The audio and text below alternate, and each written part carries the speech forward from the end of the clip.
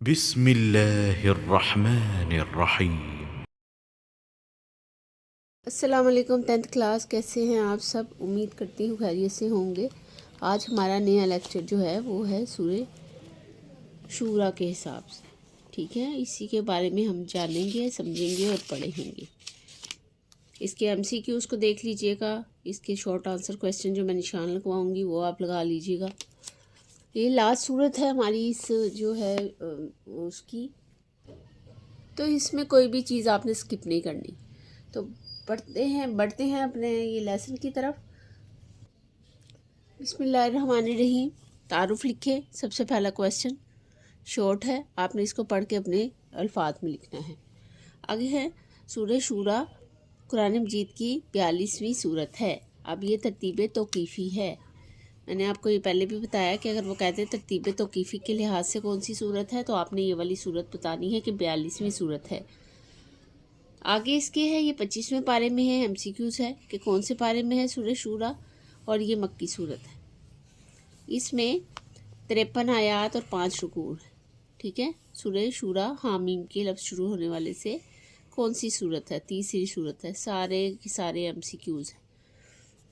آگے ہے حوامیم صورتیں، زمانہ صورتوں کا زمانہ نزول قریب قریب ہے، اور ان کے مضامین بھی یکسانیت پائی جاتی ہے۔ سورہ شورا کے مطالعہ سے معلوم ہوتا ہے کہ یہ سورت مکی دور کی آخر وقت میں اس وقت نازل ہوئی جب اہل مکہ کے مخالف اور بغض و ناد و عروج پر تھا۔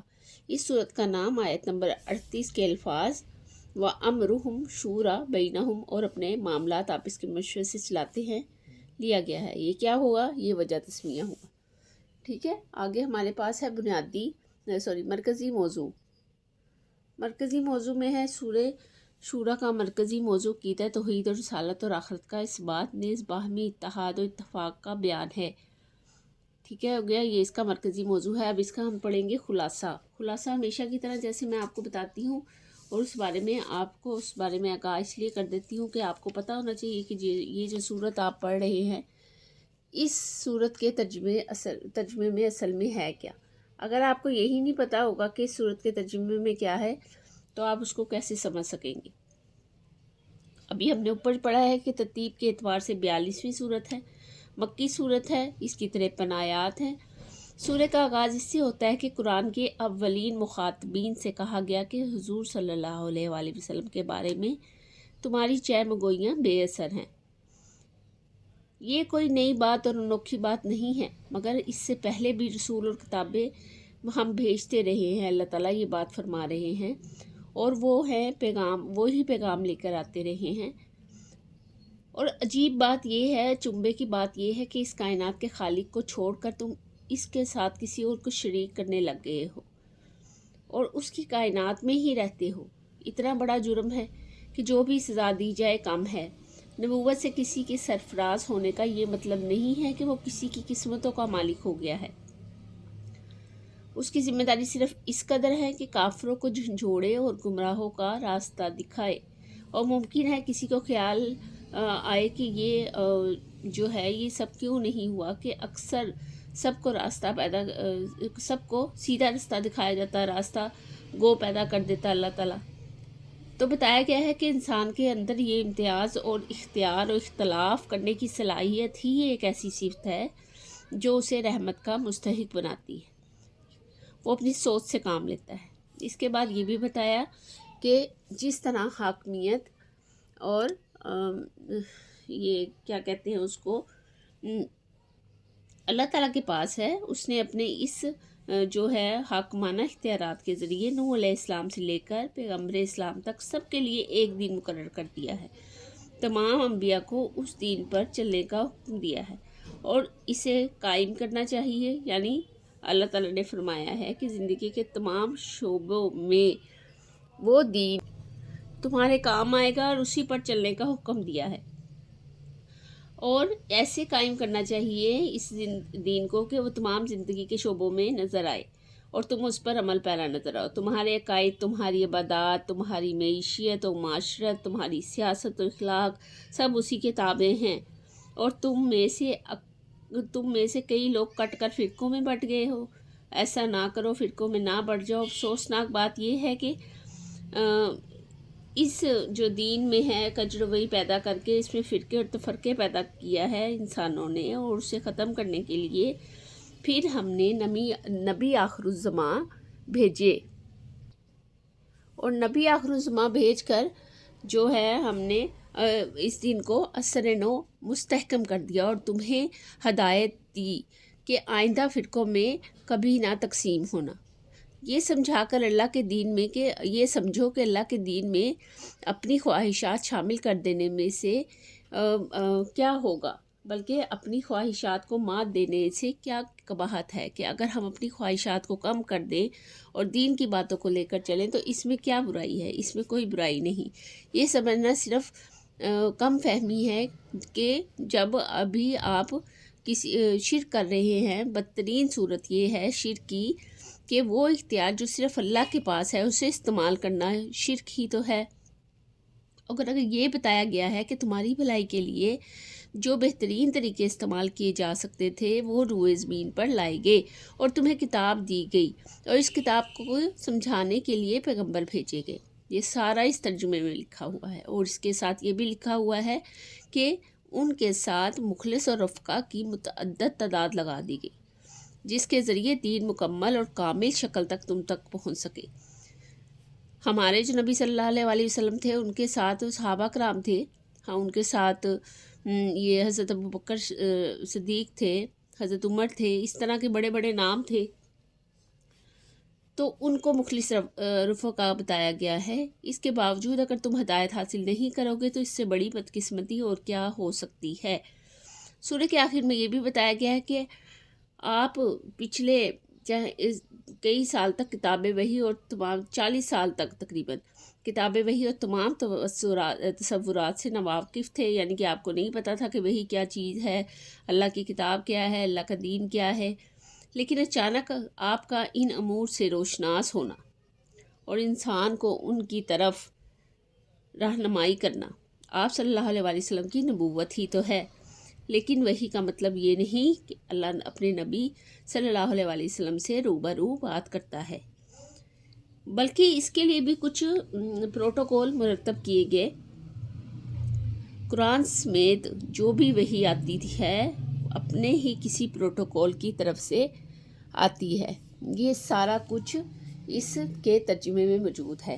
آگے ہے بنیادی مضامین لکھیں، تو ہم بنیادی مضامین لکھیں گے۔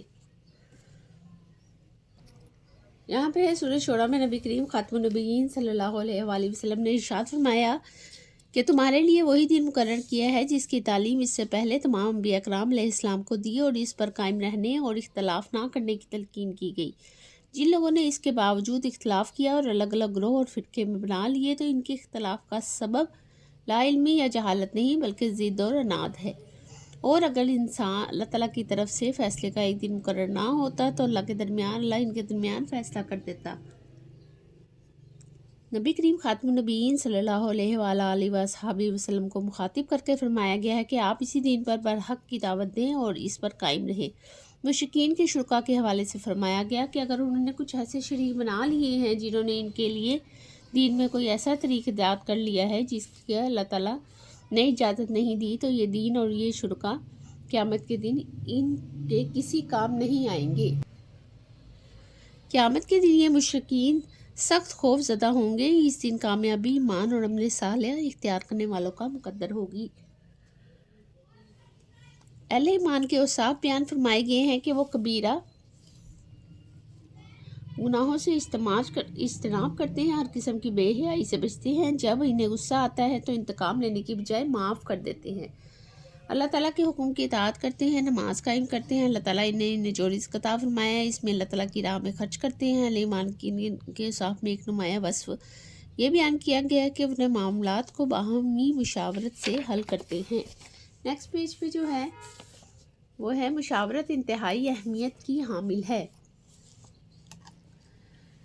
مشاورت کی وجہ سے بہترین رائے اور نتیجے تک پہنچنا آسان ہو جاتا ہے۔ نبی خاتم النبیین صلی اللہ علیہ وآلہ وسلم کو بھی مشاورت اختیار کرنے کا حکم دیا گیا۔ چنانچہ نبی کریم خاتم النبیین صلی اللہ علیہ وآلہ وسلم بھی صحابہ کرام رضی اللہ تعالیٰ عنہ ہم سے فرمایا کرتے تھے مشاورت کا عمل کی اسی اہمیت کے پیش نظر اس صورت کا نام سورہ شورا رکھا گیا ہے تاکہ مسلمان مشاورت کے اصول کو اپناتے ہوئے بہتر اجتماعی زندگی بسر کر سکے۔ سورت کے آخر میں منکرین کو تنبیہ کی گئی ہے کہ جسے اللہ تعالیٰ گمراہ کر دے پھر اس کے لیے کوئی مددگار نہیں ہوتا۔ اس کے بعد انہیں دعوت دی گئی کہ وہ اللہ تعالیٰ اور اس کے رسول صلی اللہ علیہ وآلہ وسلم کی دعوت کو قبول کر لیں اور اپنی آنکھ پر سنبھال لیں۔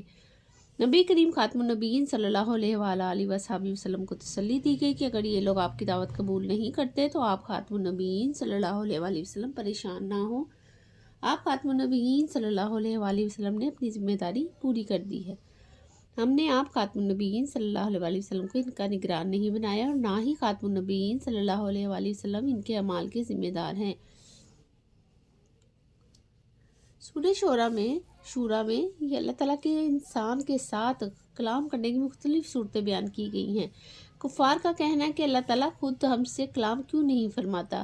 کفار کے تو مختلف جو تھے وہ کیا کہتے ہیں اسے اعتراضات تھے کہ اللہ تعالیٰ اس طرح کیوں نہیں کرتا، نبی صلی اللہ علیہ وآلہ وسلم اس طرح کیوں نہیں کرتے، آسمان کیوں نہیں پھٹ جاتا، فرشتے کیوں نہیں آتے۔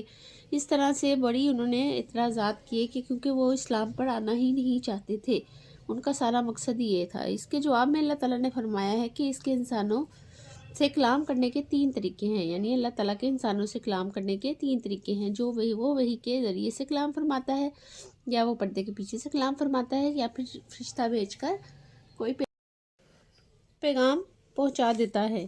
آگے ہے فرمان الہی، اس کا ترجمہ یہ ہے، آپ فرما دیجئے کہ میں تم میں سے اس تبلیغ رسالت پر قرابت کے سوا کوئی اجر نہیں مانگتا۔